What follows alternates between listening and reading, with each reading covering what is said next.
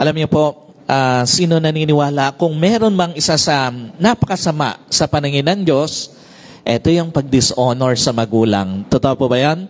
Kung meron mang napakasama sa paningin ng Diyos, ito yun, yung i-dishonor ang magulang. Kung meron mang napakapangit sa paningin ng Diyos, ito yung i-dishonor ang kanyang magulang. And at the same time, kung meron mang pinakapangit o kagalit-galit sa paningin ng Diyos, ito yung pag-dishonor sa magulang.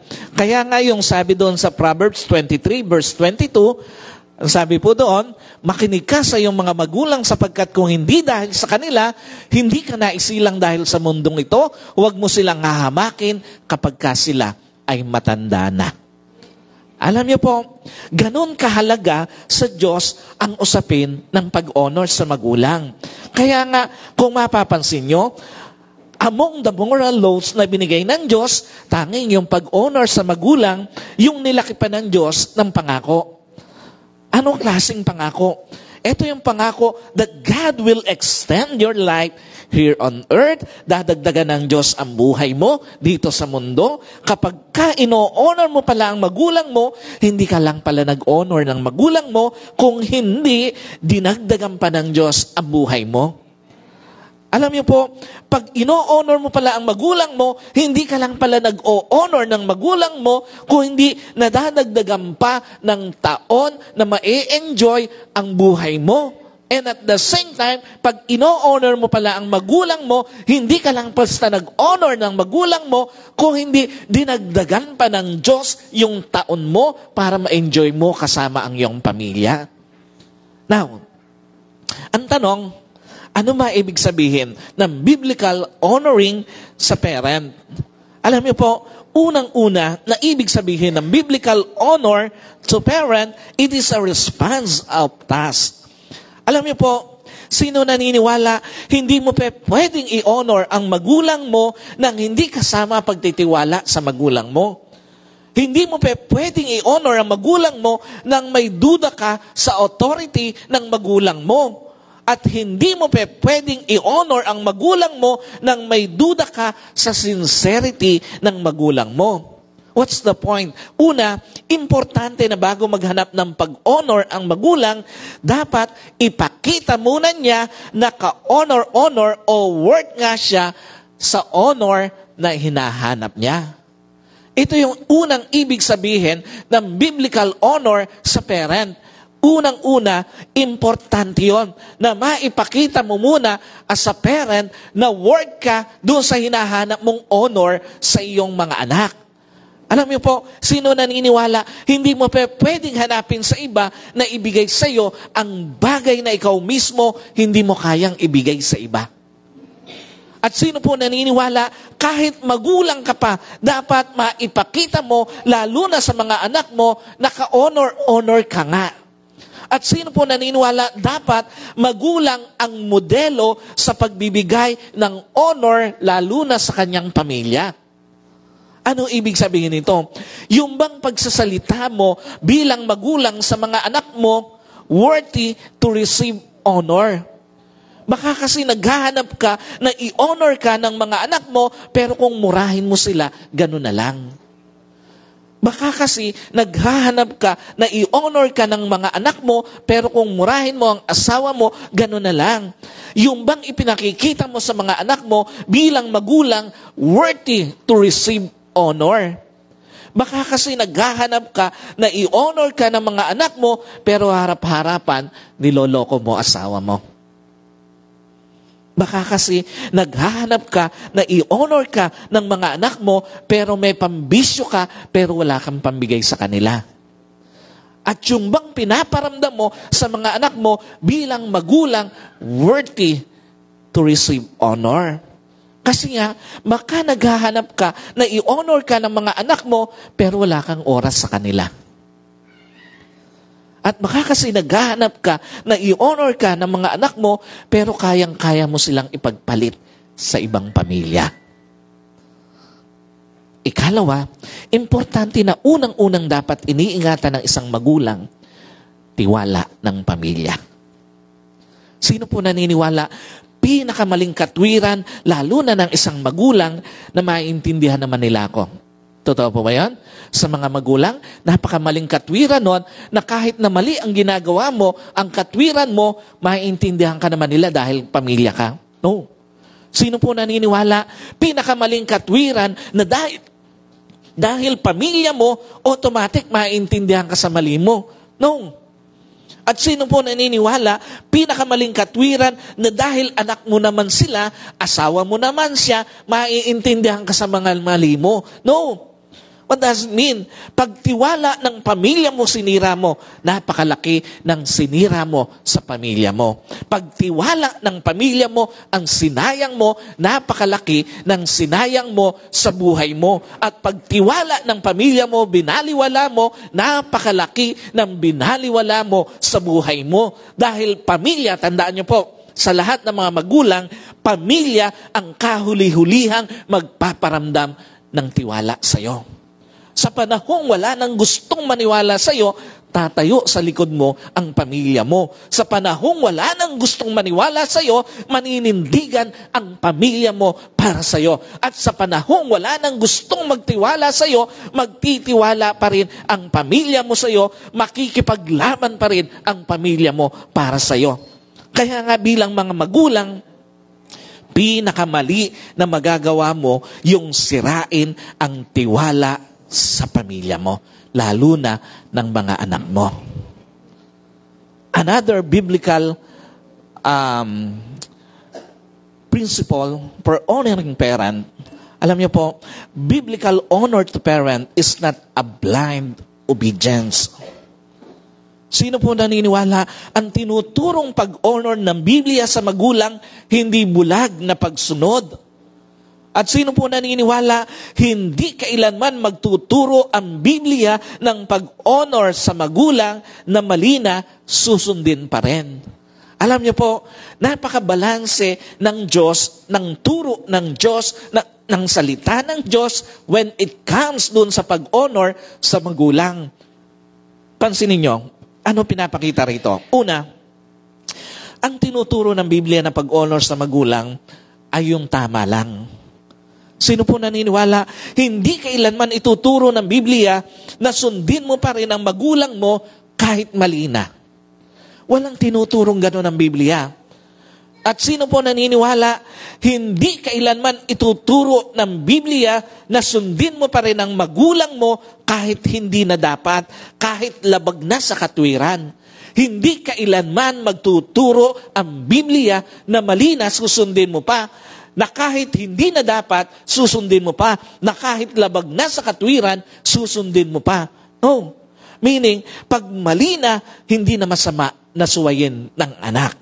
Pag hindi na dapat, hindi masama na suwayin ng anak. Pag hindi na makatwiran, hindi kasama o hindi masamang suwayin ng anak. Hindi pag-dishonor ang tumayo sa tama.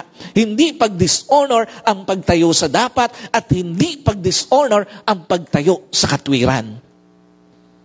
Pero yung sa lahat ng anggulo ay tama ang magulang mo, pero sinuway mo pa rin ang magulang mo, iyon ang pag-dishonor. Yung sa lahat ng anggulo ay dapat mong sundin ang magulang mo, pero sinuway mo pa rin, iyon ang pag-dishonor. At yung sa lahat ng anggulo, makatwiran ang magulang mo, pero sinuway mo pa rin, iyon ang pag-dishonor. So anong pinapakita rito ng Panginoon? Sundin lang ang dapat, ang tama at makatwiran. Ikalawa, ang tinuturong pag-honor ng Biblia sa magulang ay yung makakatulong lang. Pag ang hinihingi ng isang magulang sa anak na sundin, makakasira sa anak, hindi dapat sundin ng anak. Pag ang hinihingi ng isang magulang sa anak na sundin, ikapapahamak ng anak, hindi dapat sundin ng anak. At pag ang hinihingi ng isang magulang sa anak na sundin, ikababagsak ng anak, hindi dapat sundin ng anak. Dahil ito ang totoo. Anumang utos mula sa magulang na direktang ikasisira ng anak, hindi galing sa Diyos yun. Dahil ito ang totoo, anumang utos mula sa magulang na direktang ikapapahamak ng isang anak, hindi galing sa Diyos yan. Hindi, tandaan niyo po sa lahat ng mga magulang, hindi ka uutusan ng Diyos para ipahamak ang anak mo. Hindi ka uutusan ng Diyos para ikasira ng anak mo. At ito po ang totoo, anumang utos mula sa magulang na hindi direktang ikababagsak ng anak, lahat yun hindi galing sa Diyos.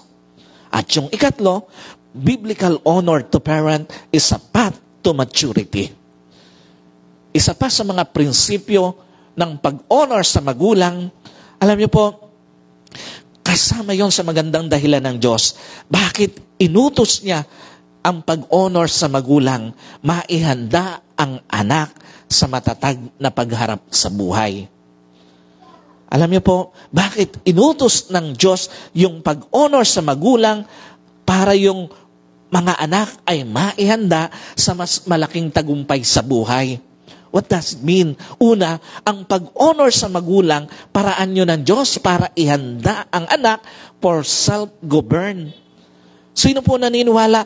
You cannot govern anything in life without governing first yourself properly. Totoo po ba yan? Hindi mo mapapangasiwaan ng tama ang kahit na anong area sa buhay mo, kahit na ibang tao pa, lalo na ibang tao, nang hindi mo kayang pangasiwaan ng tama ang sarili mo.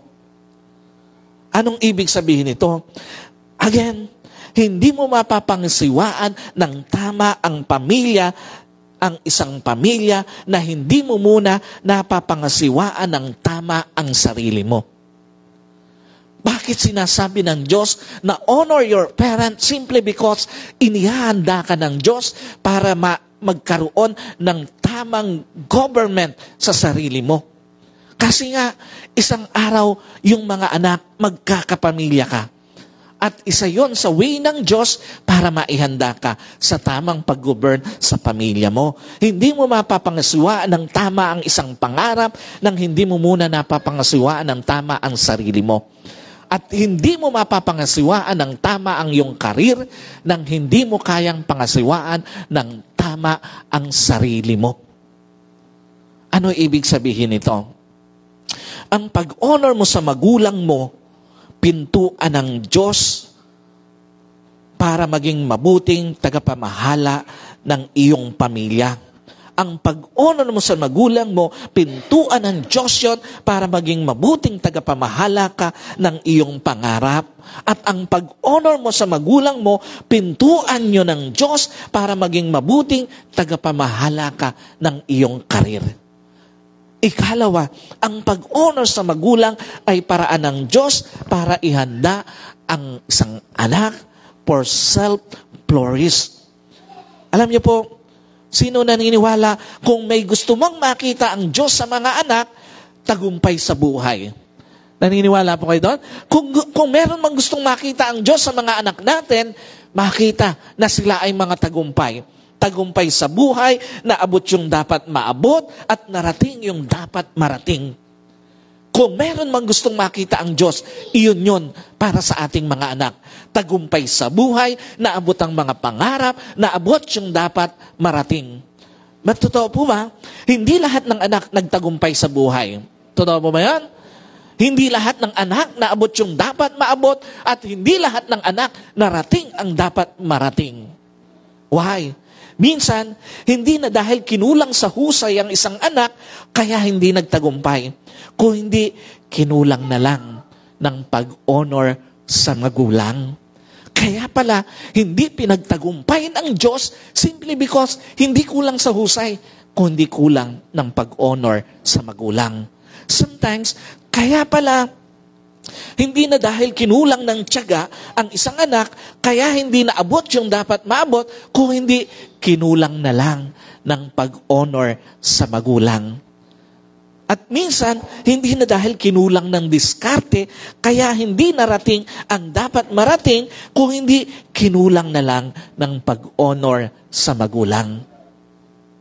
Anong pinapakita nito? Ang laki pala ng pwedeng maging negative impact sa buhay ng isang anak pag nagdi-dishonor sa magulang.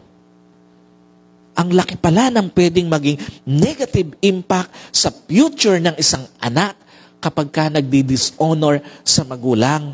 At ang laki pala ng pwedeng maging negative impact sa pamilya ng isang anak na nag-dishonor sa kanyang mga magulang. Now, the question is, what dishonoring to parent means? Alam niyo po, ano ba ibig sabihin ng pag-dishonor sa magulang? Kanina, pinakita sa atin ng Panginoon what is the biblical truths regarding or principles regarding honoring your parent.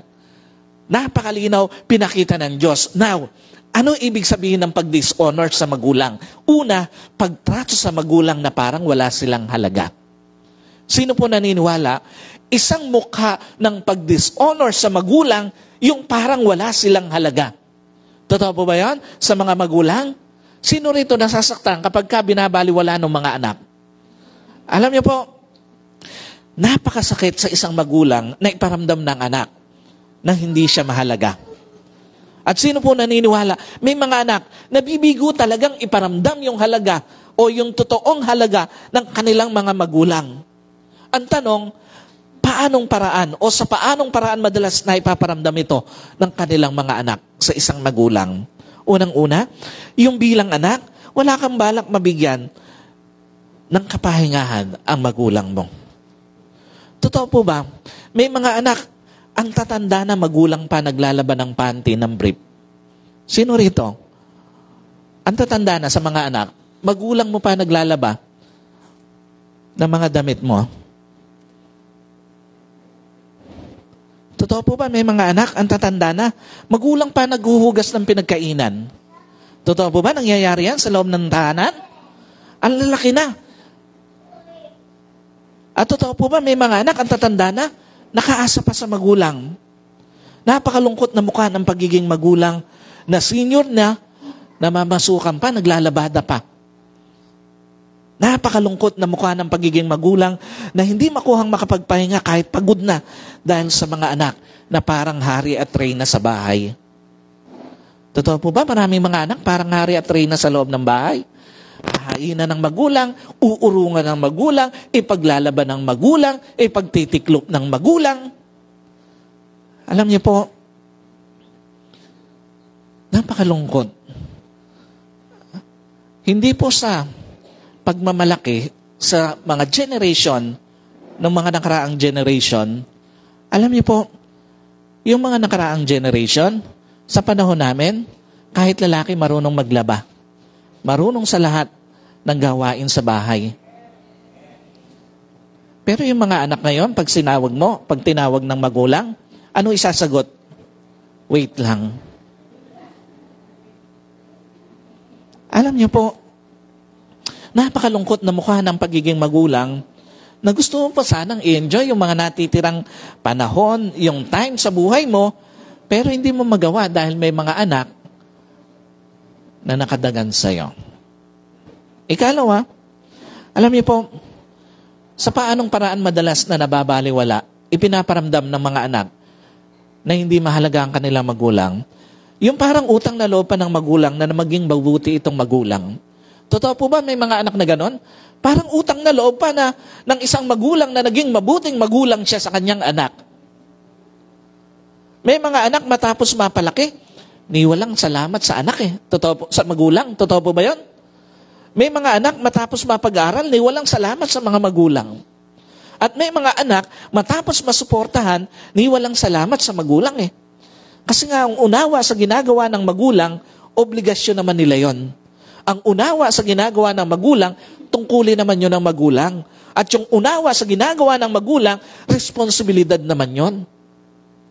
Nakakalimutan na walang taong kayang pumantay sa kayang gawin ng isang magulang. Totoo po ba yan?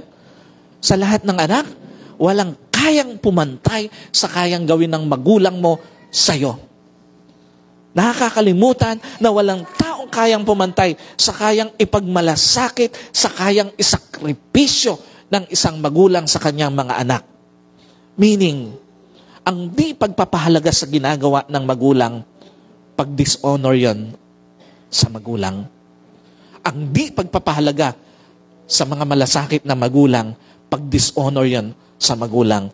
Ang di pagpapahalaga sa sakripisyo ng magulang, pag-dishonor yon sa magulang.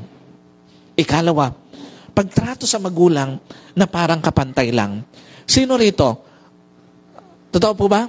May mga anak tayo, parang tayo yung anak ng mga anak natin. Parang sila yung magulang. Totoo po ba yan? Minsan kung makapag-utos yung mga anak, parang sila yung magulang ng kanilang magulang. Alam niyo po, isang form ng pag-dishonor sa magulang, yung tratuhin mo siyang parang kapantay mo lang. Alam niyo po, may mga anak kung makaasta sa bahay, parang may katulong. Totoo po ba yan? Maraming mga anak kung makaasta sa bahay, parang may katulong. May mga anak kung kausapin ng magulang, parang kumakausap ng kapwa bata. At ito po ang matindi. May mga anak, again, parang anak lang kung tratuhin ang kanilang mga magulang.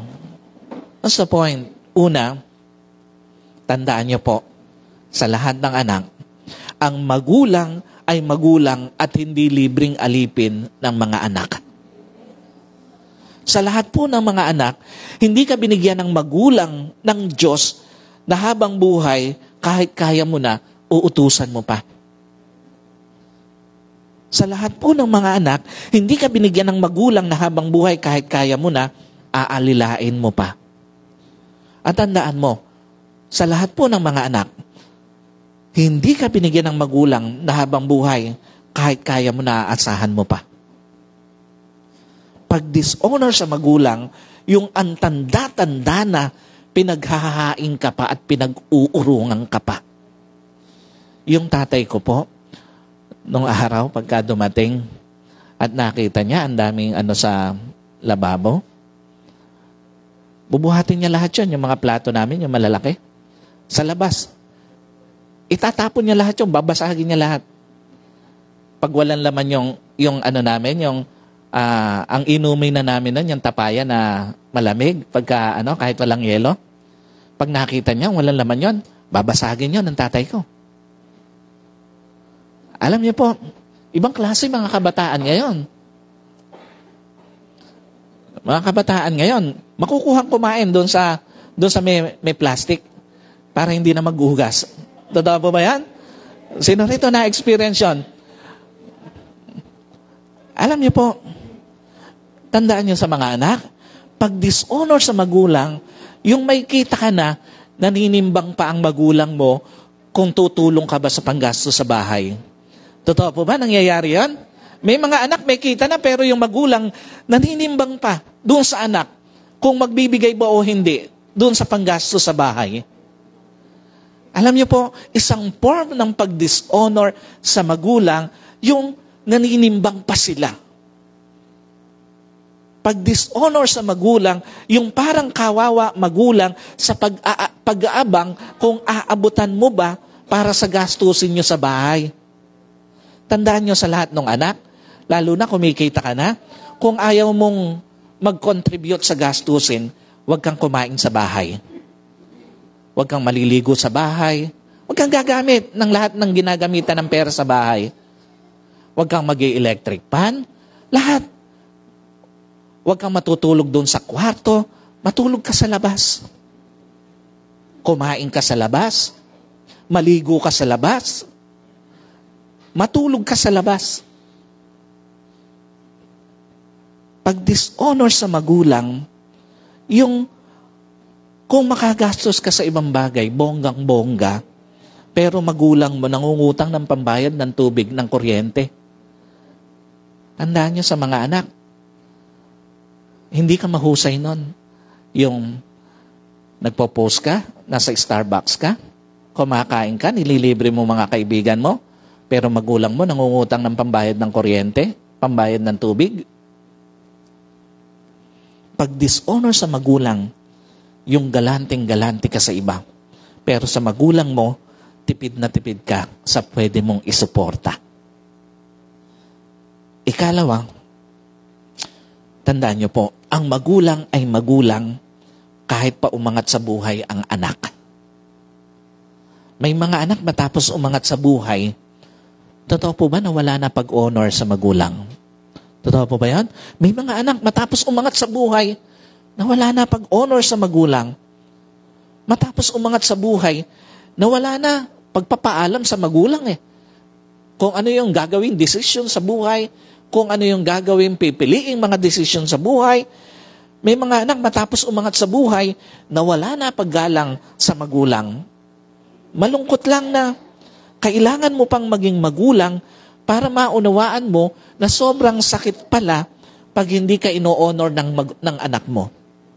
Alam niyo po, maraming mga anak, minsan, kailangan pang maging magulang para maramdaman nila, maunawaan nila, na napakasakit pala ng dinidishonor ng isang anak. Minsan, kailangan mo pang maging magulang para maunawaan mo kung gaano pala kasakit yung hindi ka iniintindi ng anak mo. Yung hindi ka ginagalang ng anak mo. Ikatlo, ano ba yung mukha ng mga pag-dishonor sa magulang? Pagtrato sa magulang na may pananakit, emotional, verbal, at maging sa panahon. Totoo po ba may mga magulang, grabe yung tinatanggap na emotional pain galing sa mga anak? Totoo po ba yan? May mga magulang, grabe yung tinatanggap na masasakit na salita sa anak eh. At may mga magulang, grabe yung tinatanggap na salita dahil sa pera mula sa mga anak. That doesn't mean, alam niyo po, kung meron mang sugat sa kalooban ng isang magulang na parang di gagaling, sugat yung galing, sakit sa kalooban galing sa anak. Napakalalim yung sugat na iniiwan ng paninigaw ng isang anak sa magulang. Napakalalim yung sugat na iniiwan ng pagsuway ng anak sa magulang. Pansinin nyo. Again, doon po sa aming generation, pag nakita namin, naglalakad kami doon sa karsada, nakita namin yung aming, tawag namin, yung dada namin, yung lolo namin sa tito ng nanay ko. Pag nakita namin yung tatakbo na kami pauwi. Hindi pa kami sinasabihan, tumatakbo na kami pauwi. Bakit? Kasi laging may dala yun, yung manipis na patpat ng kawayan. Pag pumalo dito sa binte, dumidikit yun. Yung mga bata ngayon, pag sinabihan mo, umuwi ka ng 7, alas 10 na, wala pa eh. Totoo po ba yan? Mga kabataan ngayon? At ang matindi pa, ni hindi nagsasabi sa magulang kung nasa saan na siya. Totoo po ba yan? Habang enjoy na enjoy siya, yung magulang, nag-aalala ng husto. Ang matindi pa, hindi na lang mga lalaki. Kahit mga babaeng anak ngayon. Totoo po ba? Mga kabataan ngayon, ang mga babae. Dati, nung panahon namin, kung meron mang mga pasaway nun, mga kalalakihan yon. Pero ngayon, kahit mga kabataang babae, na hindi nagsasabi sa magulang na malilate ng uwi, kahit sinabihan ng magulang, umuwi ka ng 7, uuwi alas 10. At parang wala lang sa kanila yon. Totoo po ba? Magugulat ka sa labas ng mga kabataan ngayon. Parang wala lang sa kanila yon. Again, nung panahon namin, pag kami naliligo noon doon sa ilog, sa Atlag, narinig namin na parating yung aming dada. Unahan na kami doon sa pagtatago sa iyero namin. Doon kami nagtatago kasi tiyak napakasakit. At hindi ka pa pwedeng hindi matulog ng hapon.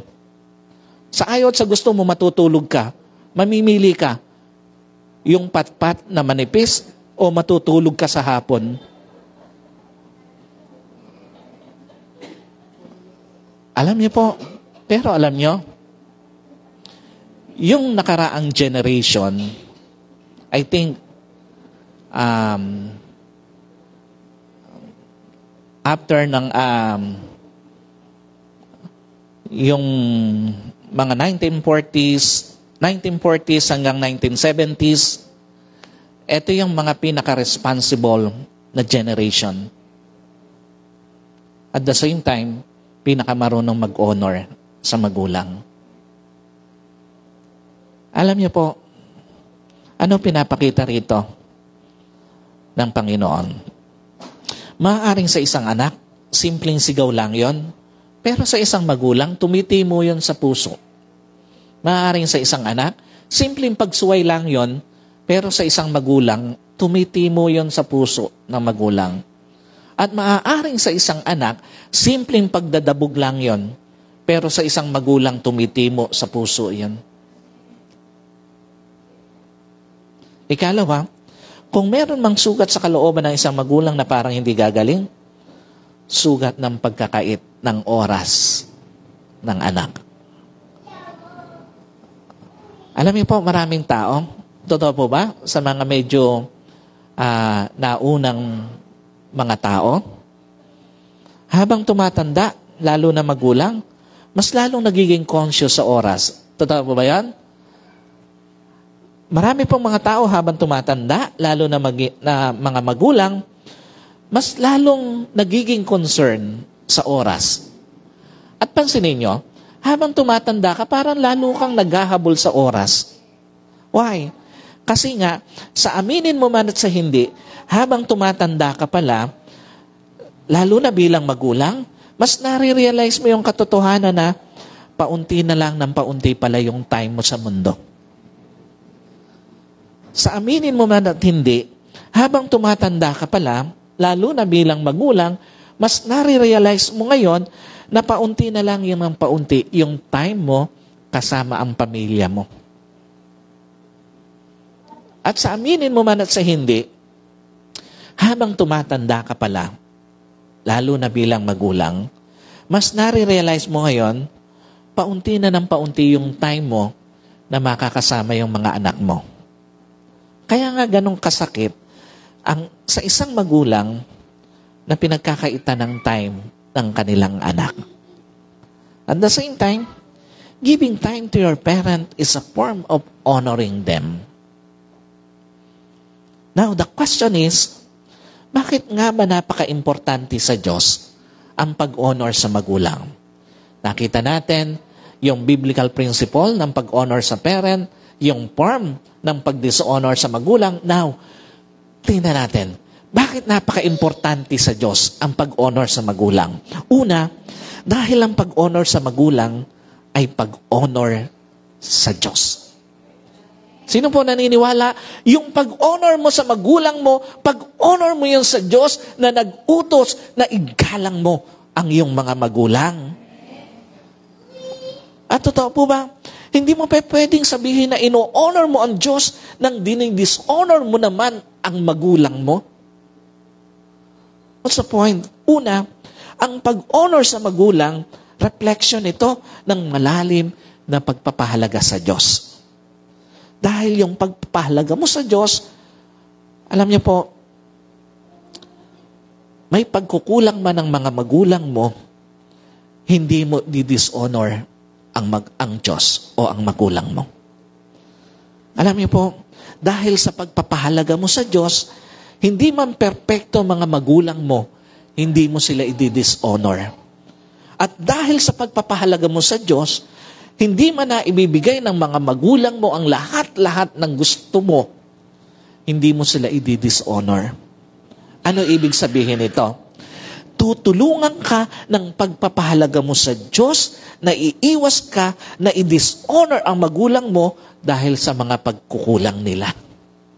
Tutulungan ka ng pagpapahalaga mo sa Diyos na iiwas ka sa pag-dishonor sa mga magulang mo dahil sa imperfection nila, dahil doon sa mga kakulangan nila.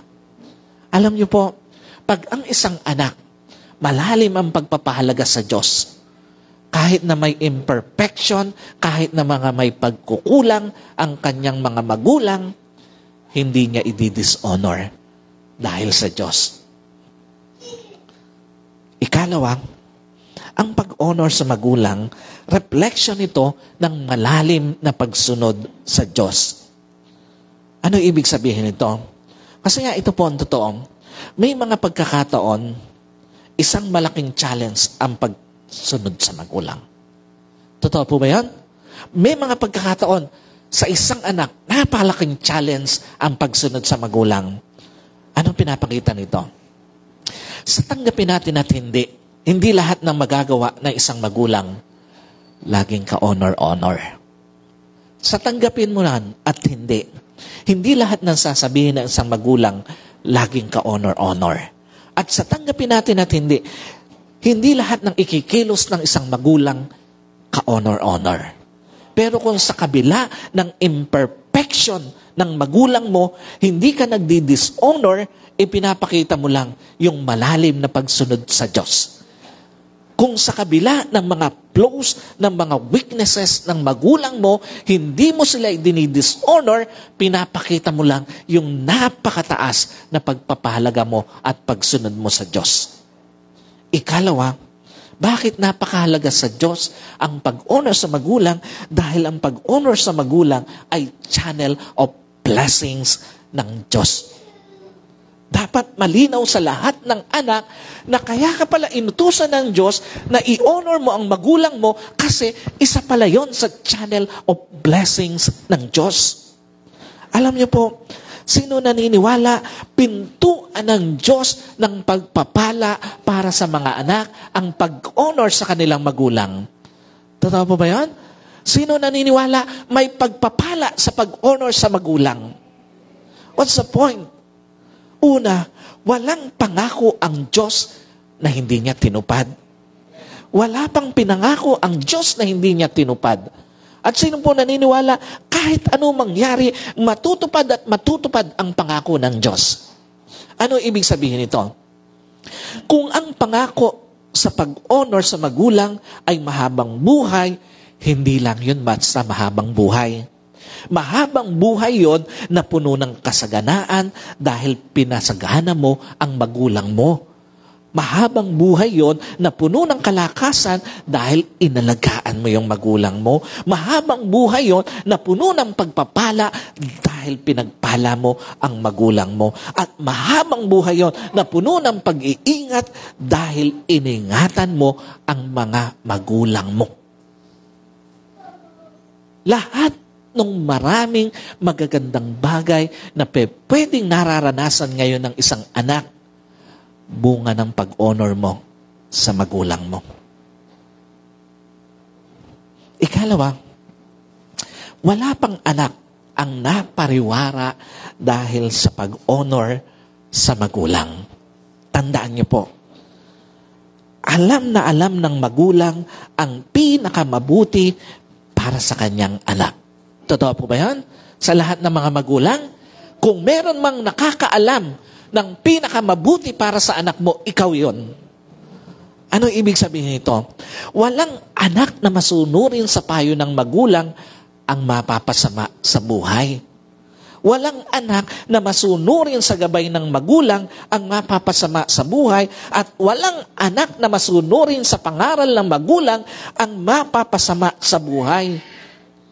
Kaya nga sa lahat ng mga anak, tandaan mo, bawat mabuting payo na susundin mo sa mga magulang mo, tutulungan ka nito para magtagumpay sa buhay. Sa lahat ng mga anak, tandaan mo, bawat mabuting gabay na susundin mo mula sa magulang mo, tuntungan mo yan sa tagumpay ng buhay. At bawat mabuting pangaral na susundin mo sa magulang mo, tuntungan mo yan para magtagumpay sa buhay. And finally, bakit napakahalaga sa Diyos ang pag-honor sa magulang? Dahil ang pag-honor sa magulang, pag-iwas mo sa lungkot ng buhay. Sino po naniniwala? Iiwas ka ng pag-honor mo sa magulang mo sa lungkot ng buhay. Sino po naniniwala? Iiwas ka sa napakaraming regret sa buhay dahil sa pag-honor mo sa magulang mo. What's the point? Una, wala nang lulungkot pa sa isang anak na napuno ng pagkukulang sa magulang. Totoo po ba yan? Kung meron mang lulungkot, pinakamatinding lungkot na pwedeng maranasan ng isang anak, yung ang dami mong naging pagkukulang sa magulang mo. Alam niyo po, sa lahat ng mga anak, tandaan niyo, wala nang lulungkot pa pag naalala mo na sa kabila ng kasaganaan mo, hindi mo napasagana ang magulang mo. Wala nang lulungkot pa doon. Wala nang lulungkot pa pag naalala mo na ang daming panahon pala na napagkaitan mo magulang mo. At sino po naniniwala sa lahat ng mga anak? Wala nang lulungkot pa pag naalala mo na ang dami-dami mong pera, pero yung magulang mo, nalilipasan pala ng gutom. Alam niyo po, again, sa lahat ng mga anak, wala nang lulungkot pa pag naalala mo yung hindi mo napagbigyang request ng magulang mo, pero yun pala, last na pala niya yon. Wala nang lulungkot pa sa napakarami po pa sanang gustong gawin para sa magulang mo, pero hindi na pwede. Again, para po sa lahat ng mga anak, one day, final moment na pala na makakasama mo sila. One day, final moment na maipaparamdam mo ang pagmamahal mo sa kanila. And one day, final moment na pala na magagawa mo dapat mong gawin para sa kanila. So habang may chance ka pa, give the best honor na maibibigay mo sa mga magulang mo. Habang may chance ka pa, give the best respect na maibibigay mo sa mga magulang mo. At habang may chance ka pa, give the best love na maibibigay mo sa mga magulang mo. Dahil isang araw, gaya ng itinuturo sa atin ng Panginoon, gustuhin mo man, hindi mo na maibibigay sa magulang mo. Pag wala na sila. Let us pray. Panginoon, sa oras na ito kami po ay nagpapasalamat sa iyo. Lord, salamat dahil minsan pa pinaunawa mo sa amin ano ba yung biblical principle ng tamang pag-honor sa magulang. Ano ba yung mga pag-dishonor at bakit ba napakahalaga para sa iyo ang i-honor namin ang aming mga magulang. Lord, sa oras na ito, sa lahat po ng mga magulang na nakakaranas ng pag-dishonor sa kanilang mga anak, i-comfort mo po sila. Sa lahat po ng mga magulang na hindi nararamdaman yung pagsunod, pagrespeto, pagpapahalaga ng kanilang mga anak, yakapin mo po sila. At sa lahat po ng mga anak na nakagagawa ng pag-dishonor sa kanilang magulang, gamitin mo po, Panginoon, ang mga salita mo na narinig ngayong oras na ito para mabago ang kanilang pagtrato sa kanilang mga magulang. Makita po nawa ng mga anak na hindi habang panahon makakasama nila ang kanilang magulang, na hindi habang panahon pwede nilang iparamdam yung pag-honor at pag-respect sa kanilang mga magulang. Salamat po muli sa kabuuan po ng gawain ito.